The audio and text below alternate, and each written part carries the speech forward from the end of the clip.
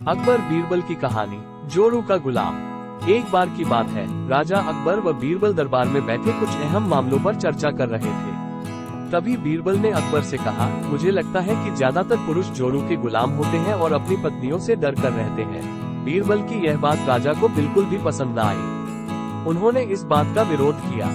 इस पर बीरबल भी अपनी बात मनवाने पर अड़ गए। उन्होंने राजा से कहा कि वे अपनी बात को सिद्ध कर सकते हैं, मगर इसके लिए राजा को प्रजा के बीच एक आदेश जारी करवाना होगा।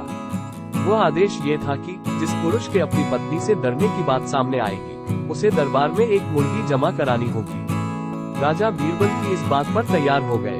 अगले ही दिन प्रजा के बीच आदेश कराया गया कि अगर यह बात सिद्ध हो जाती है कि कोई पुरुष अपनी पत्नी से डरता है, तो उसे दरबार में आकर बीरबल के पास एक मुर्गी जमा करवानी होगी। फिर क्या था, देखते ही देखते बीरबल के पास ढेरों मुर्गियां इकट्ठा हो गईं और सैकड़ों मुर्गियां महल के बगीचे में घूमने लगी। अब बीरबल राजा के पास पहुंचे और बोले, महाराज, महल में इतनी मुर्गियां इकट्ठा हो गई हैं कि आप एक मुर्गी खाना खोल सकते हैं, इसलिए अब आप इस आदेश को वापस ले सकते हैं। मगर महाराज ने इस बात को गंभीरता से नहीं लिया और महल में मुर्गियों की संख्या धीरे धीरे और भी ज्यादा बढ़ने लगी। इतनी अधिक मुर्गियां महल में जमा हो जाने के बाद भी जब राजा अकबर बीरबल की बात से सहमत नहीं हुए, तो बीरबल ने अपनी बात सिद्ध करने के लिए एक नया उपाय निकाला।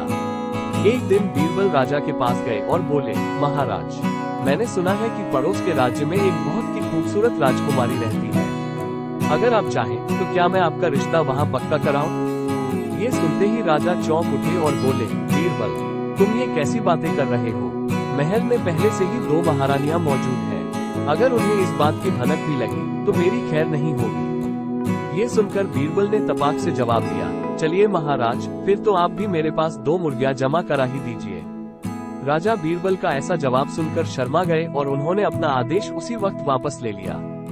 कहानी से सीख। अकबर बीरबल की इस कहानी से हमें ये शिक्षा मिलती है कि बातों की चतुराई से हम किसी भी बात को मनवा सकते हैं। जरूरत है तो बस बीरबल की तरह चतुराई से अपना पक्ष रखने की।